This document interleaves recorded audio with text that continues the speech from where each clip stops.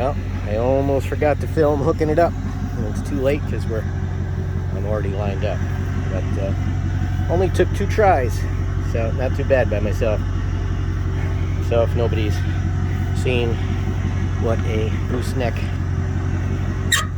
hitch looks like, not all of them look like this. Some of them have the ball.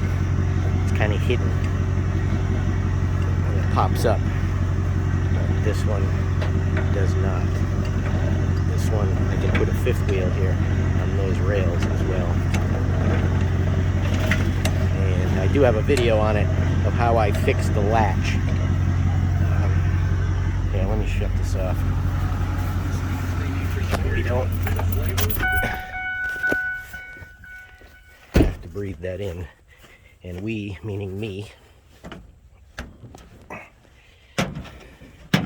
So it locks right here. But what I did, because they don't do it, you could never lock it open if you didn't have a second person here holding this latch open. See how that locked? And now that goes down in it.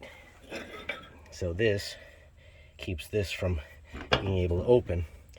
But what I did was I drilled this in here to allow this pin to hold that open, because otherwise you couldn't do it.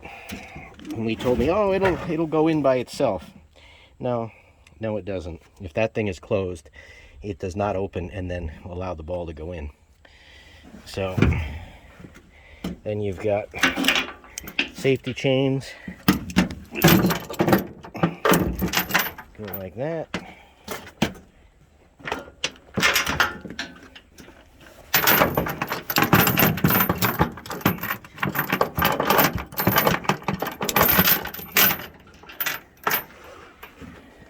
And power cord goes right there. So, I don't know if I could do this one-handed. Hard to keep them open at the same time. Come on. And the cover has a little nub sticking out of it which catches on the plug, so make sure it catches that, because this way it can't pop out. And that's it. Got the spare tire.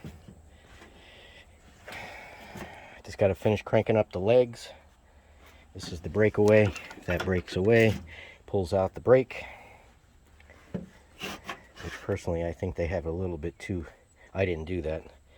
I may move that. There's a lot of pressure on that, and that chain bouncing around. Seems to me that it would be better suited up here. I'm going to move it afterwards. No matter what, it would, if that broke away, it would still work. But all right, I gotta get down. Ugh. All right, so this just continues to crank. Difficult to do one-handed. So I'm not going to do it on camera, but basically you crank this till it comes all the way up here, and then, well, you'll see I could do these now. You pull those, and that makes up the extra difference. But you just crank the landing gear all the way up to there. And I'm taking most time I don't take the tailgate, but I'm probably going to be putting things in. I can put things in here as long as they don't stick above the bed. I can put bins. He's got a lot of bins. So I can put stuff in the back of the truck. Normally I'll take the tailgate off, but don't forget to close it, because you won't turn with the tailgate on there. So, all right, I'll get a shot. I got to get some air. I forgot to do that too. I did these, and the last people to put my tires on, if you don't know, with the dually, you've got one here, and you always align the inside tire so that you can get it through the same hole and you know where to look for it. Well, they didn't put the same setup. They put one on an angle, so it's on such an angle that you can't get it through the hole. So I had to get creative with it. So, but those are all set, and my airbags are cranked up to 75 pounds in the rear. You can go up to 100, but I don't need it. And got airbags in the front, and those are up to 60 of 75. So, and I got 100 pounds in the tires. They're 110-pound tires, but I just run them at 100. It rides like it's a tank if you put it at 110. So I keep them at 100. So that's all set. I got to pull up, and these tires take 80 pounds. So I gotta check these because I haven't used this trailer since this past spring, I guess. I got the materials for the lean-to. But I'm gonna wash this up. I don't want all that dirt all over the tires. Clean them out and get them up to proper pressure. And I have most of what I need. These are my chains and binders. I'm gonna put in a whole nother set of chains. I've got some helicopter tie downs, military ones, which will work perfect. And I've got my whole normal bag of every size ratchet strap you can imagine. I've got screws. I've got my 2 impacts and sockets. Bringing the cameras so I could set them up when we actually do the loading. I've got the 3/4 impact, cordless impact. Mainly that's for in case you get a flat. That's for the lug nuts mainly what I'm bringing that for. Got all my stuff loaded. My normal stuff is already loaded in here. This is all full of hand tools. And I got moving blankets and stuff in there. I don't think I'm going to need any of those. What else do I want to show you for what we're doing? I got my auxiliary fuel tank there. So there's 95 gallons in there. I've got 38 in the truck. So I can make it all the way there and halfway back without having to stop for fuel. Much to Wendy's chagrin when I don't want to stop for her to use the restroom. But for me, I can pretty much make it the whole way. So I just don't drink anything. So, all right, well, that's about it. I'm going to pull it up and get that topped off. I just figured I'd show you the things I'm bringing. Oh, and the only other thing is I've got a whole bunch of chock blocks, 4x4s. That's what I have the screws for. I will chock all the tires. Even after I chain it down, I will chock the tires so that they can't even remotely want to roll. And if I need to get 2x4s or anything, if I have to make something to hold his, basically I'm getting a boat and his Jeep. So I'm gonna put the boat all the way to the front. We'll load it up with everything and I can load stuff around it.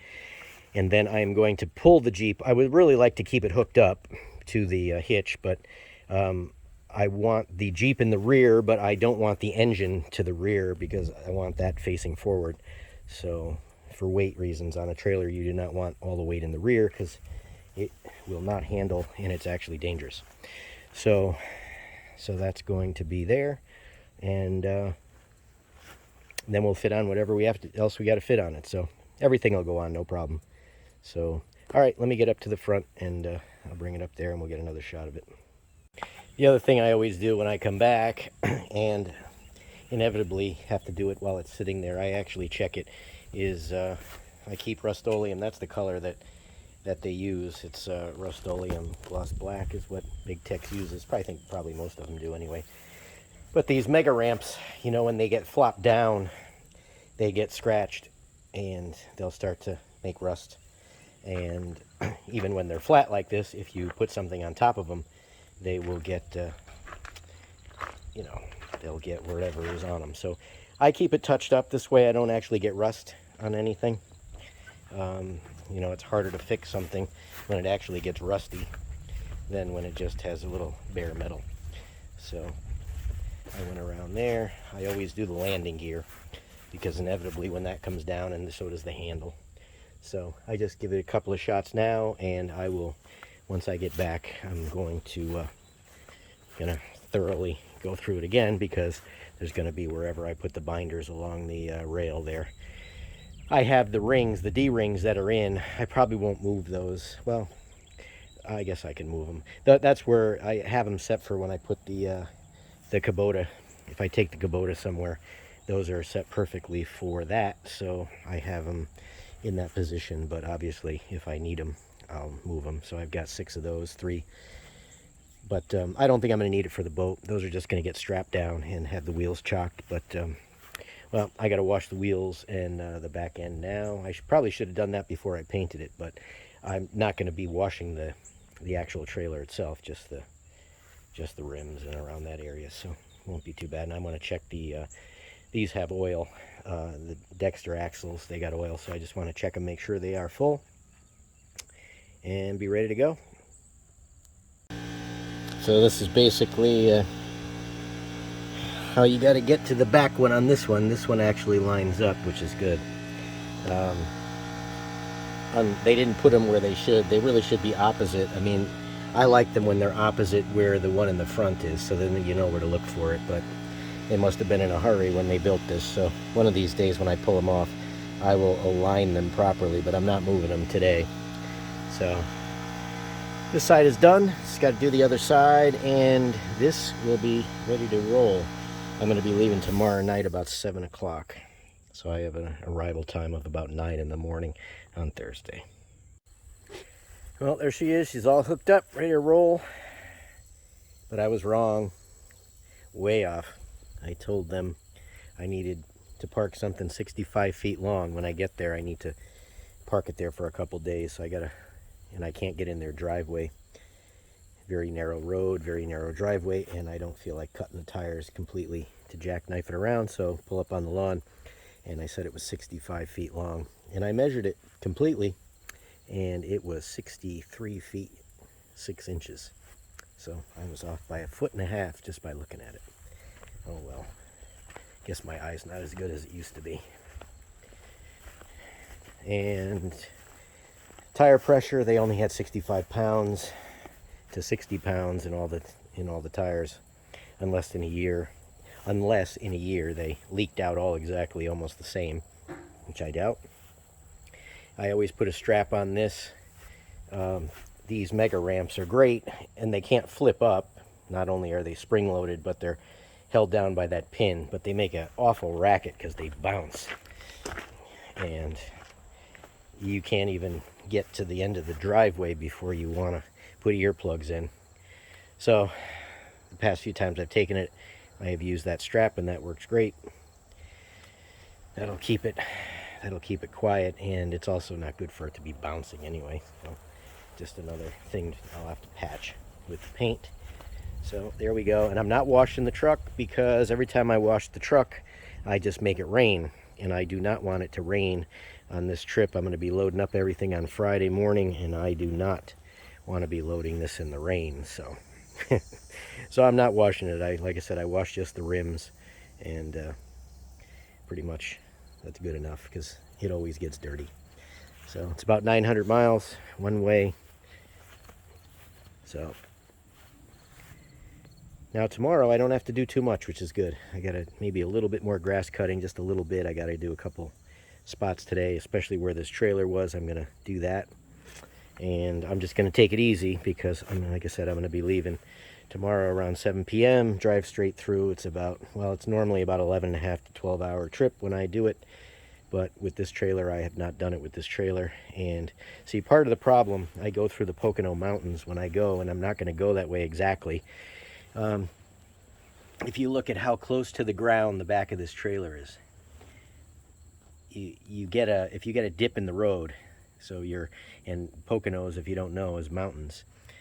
So if you get a road that's flat that goes upwards, or if you get a road that comes down and then goes back up again, that's even worse. So I'm not going to be going my normal route exactly, pretty close to it, but not my normal route, just because, I mean, what do we got? 8 inches. So I don't want to get that hung up in the back. So I'm figuring 14 hours, probably going to take 14. So if I leave at 7, I'll be there at 9. So that works for me. That's the way I've done it. Like I said, I think I said this before, but when we moved down here, I made 26 trips and pulling a trailers, multiple different ones, but so I know the route pretty good, like the back of my hand, though I never wanted to ever do it again. But that's all right. So well, at least I got a day of rest now pretty much before I have to go. So all right, well, I'll get some more shots along the way, and I will get it when we're loading up. There we are, coming into Virginia. It's 10:20.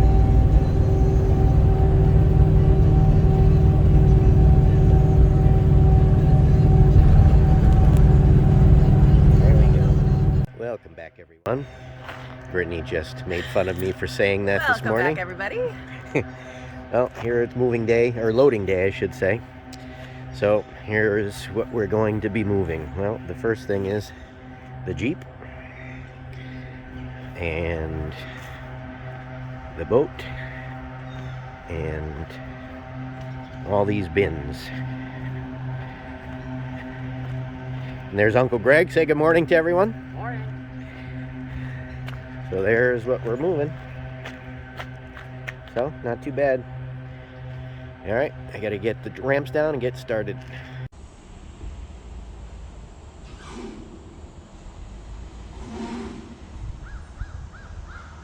That's good. Straight back now.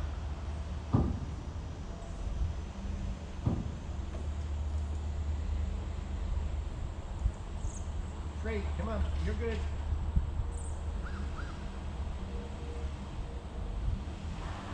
Put in four-wheel drive.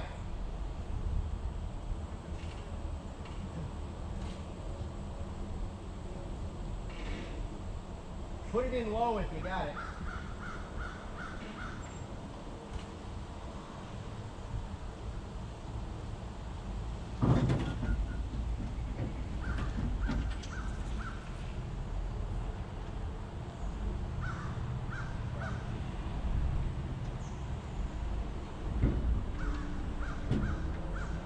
How's the wheel? Is the wheel clearing? Oh. Yep, you're good. Yep. Keep going.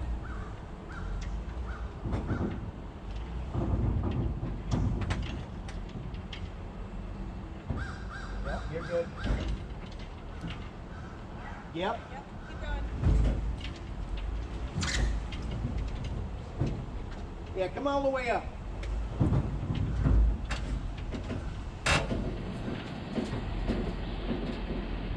Just get it your front wheel up. There you go. Stop. Stop. You're there. Okay. Get that. So, my daddy, my hands going down. I have to put it sideways. Now, the other thing we might have to do, possible, is we may have to turn it diagonally, just because if that's over here, we'll have more room. Let's try that. Yeah, let's pull that out.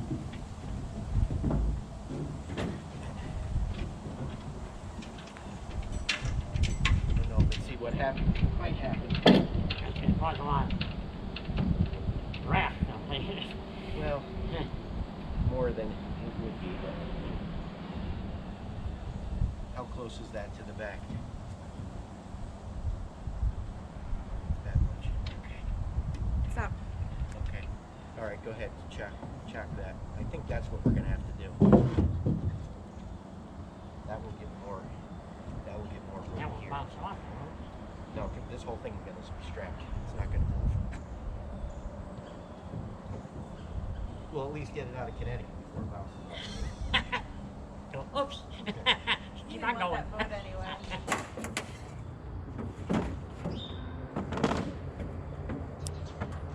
Before we do that, why don't we get the Jeep on? Okay. Because I can't do anything until we do that. And I'm Okay. just watching you. All right. So.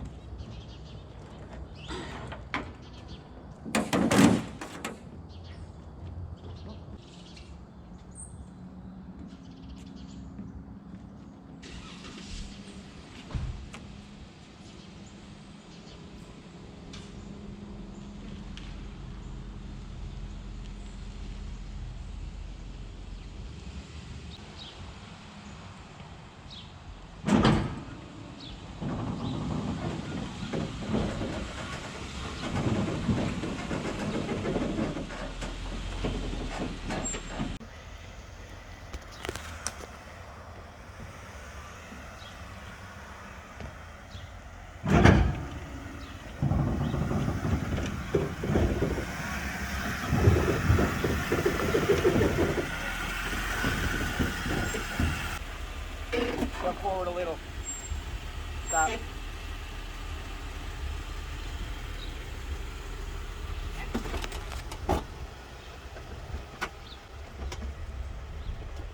it in forward low. You got it in forward low. And then put the park brake on, put everything on. Is there any other way?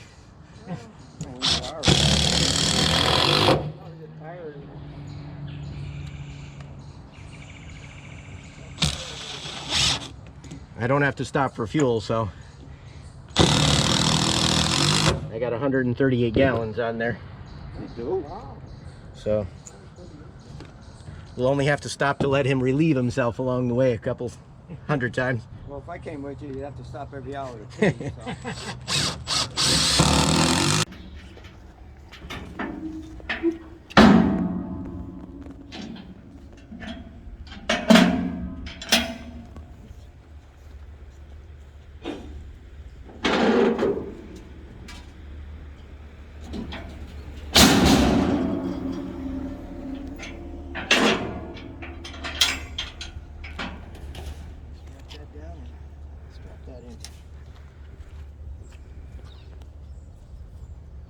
All right, here we're all loaded up. I didn't film every little thing, but a lot of redundancy here.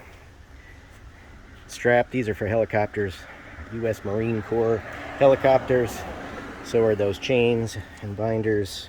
I got these are regular car transport straps, and I got cross chains in the front. So this thing isn't going anywhere. Plus I got the chock block there.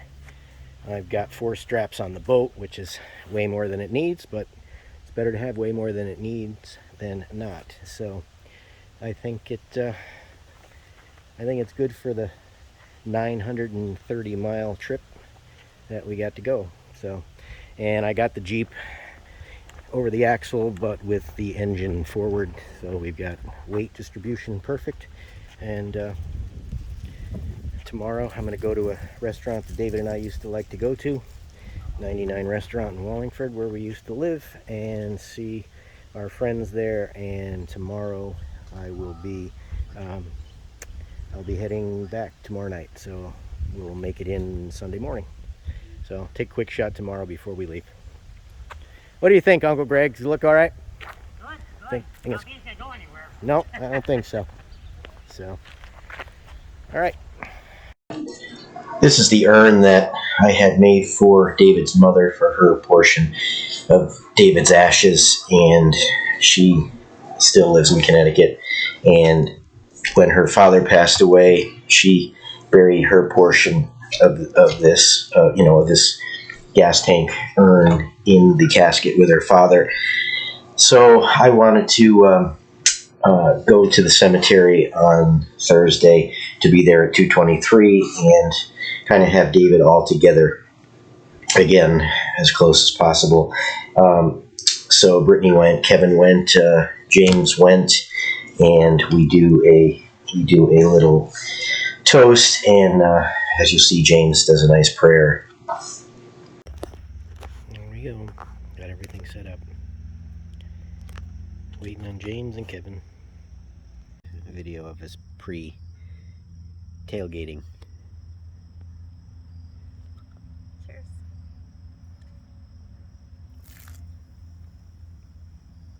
To the loss. Good day. Would you like to say your prayer while I have my video on? Yeah, I would.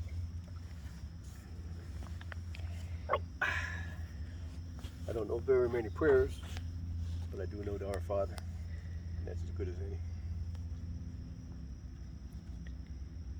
Dear Lord, we are going to join together in prayer for our lost pioneer friend and son and friend. He was a good kid. Don't know why he took him so soon, but Our Father, who art in heaven, hallowed be thy name. Thy kingdom come, thy will be done, on earth as it is in heaven. Give us this day our daily bread, and forgive us our trespasses, as we forgive those who trespass against us. And lead us not into temptation, but deliver us from evil. Amen. In the Father, Son, Holy Spirit. Amen. Very nice, James. I say that different, though. I have a hard time saying it along with everyone because my version, is a little bit different, so it's hard for me to say it. God don't care. Nope. Well, David's as close as all together as ever. We snuck a few other things in on this trip, going to some of David's favorite places to eat. Back to the house that he lived in his whole life until we moved down here, one I had built in 1987. The airport where we used to have our plane, and pizza and all kinds of things. So, and I'm going to put at the end, I'm going to put bonus footage at the end of some foliage for people that don't never see hills and foliage season, leaf peeping season. I'm going to put that at the end. Well, here we at our favorite restaurant. David and I used to come here every night. One year, my Discover bill said we spent $7,600 here because we ate here every night. Looks a little different inside. They remodeled it a bit. Kind of the lighting's not good for video, but there used to be a wall. You didn't see all the windows back there, but yep, I got an all-star burger, mesquite fries, and slaw, and Brittany has Chicken sandwich. Anything got a chicken sandwich too. and just a nice place called 99. So couldn't not come here. Here's our food. Kevin got clam strips. Brittany got scallops. I got whole bellies, which are they're on a diet. Brittany got fried shrimp. Oh, Brittany doesn't like scallops. okay. They look like scallops to me. That's true. All right, we're gonna eat. And you can't come to Connecticut without going to the pizza capital of the world, which is New Haven. And this is one of the best ones, Modern Pizza. Look it up. This area has the best pizza in the world. Modern, Sally's, Pepe's, Zupardi's. Yep, so Kevin ran into, gonna take two home.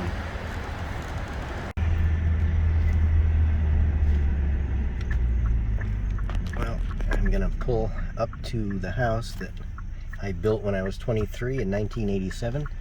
And David lived here, all of us lived here for 20-something years. 27 years. We were here 30 to the day. They put a new roof on it. I wanted to see it. And there it is. A little fraction of the time that we lived in South Carolina, but lived here 30 years to the day, actually. This was 4 acres, and now we have 45. But yeah, I built that when I was 23 years old. Here's the airport where my plane was. They put new hangars up, but that's where it was.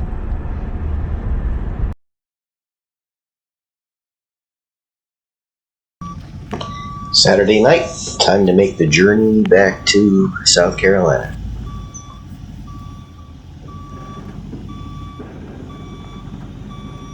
You're all right.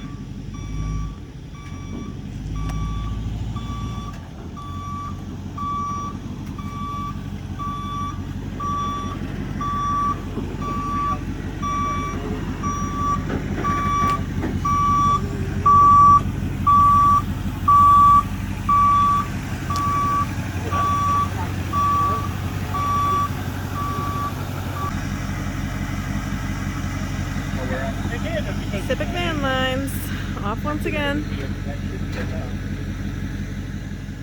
All right, we made it back in 13 hours. 13 hours and 10 minutes, I think it was.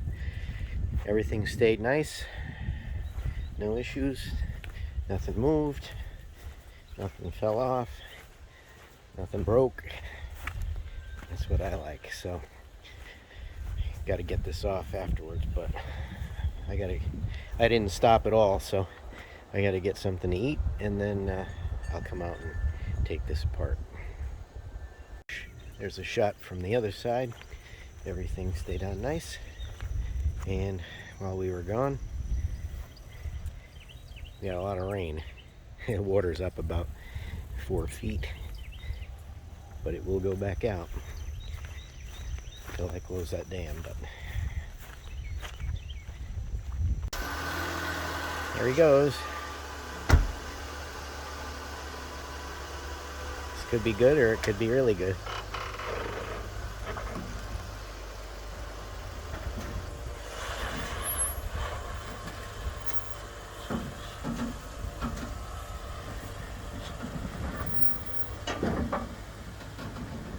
Just like a Jeep should.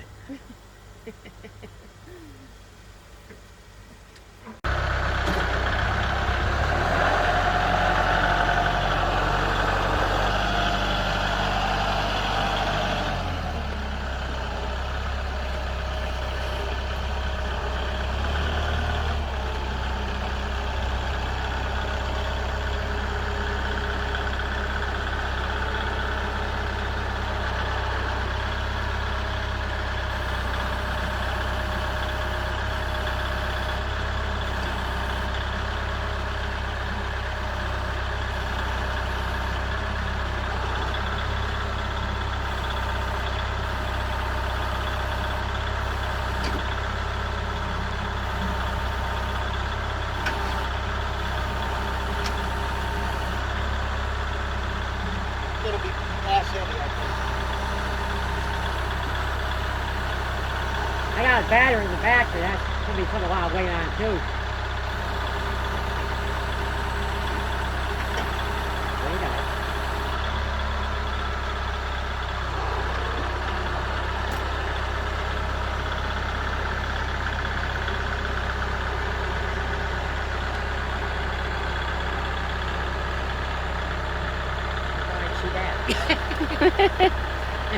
Why do you think he wanted to unload it here?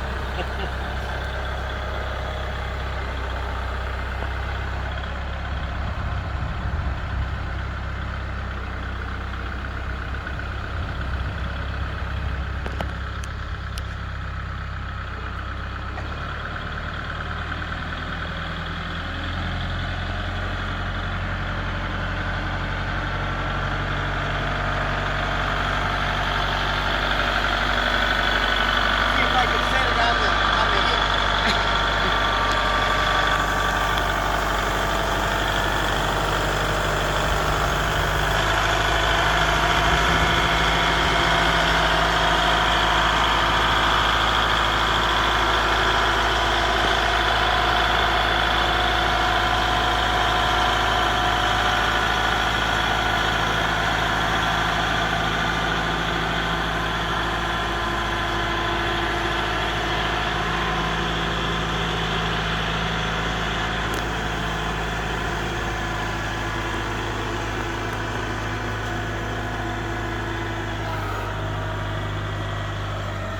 For that. Yeah, no, it was okay.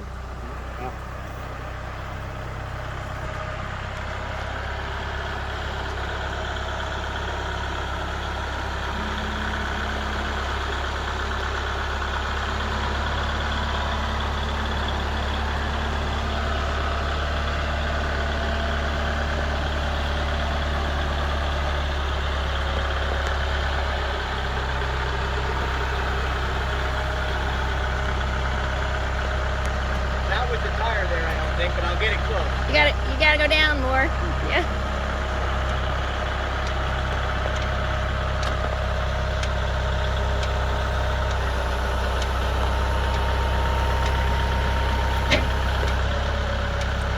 That tire's already hit the ground. Yeah.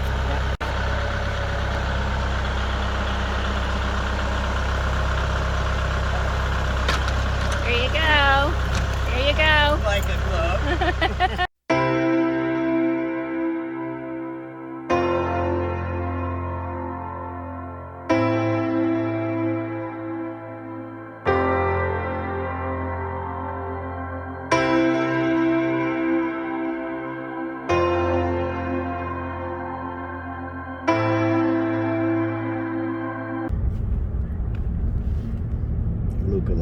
likes to see the foliage.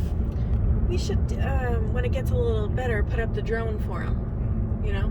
Yeah. Or I can send it to you and you can send it to him. Somebody asked in a comment if I'm going to do drone videos. I don't have a phone yet. I got to get a phone for it. I don't think we can drive up to Castle Craig, right? It's All the probably way up? blocked off. Yeah, because there might be a good place to see up there, but I think it's blocked I'm off. not sure on the weekend. I mean, you can try.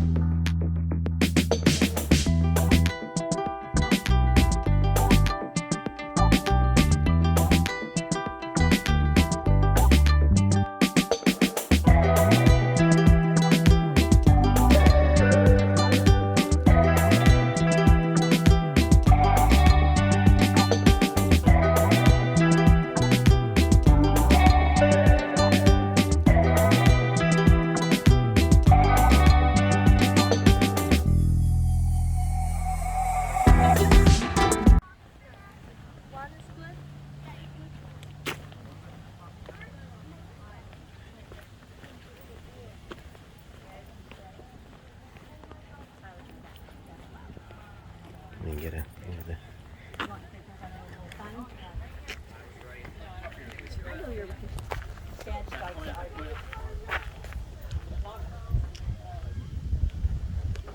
Where's everybody else?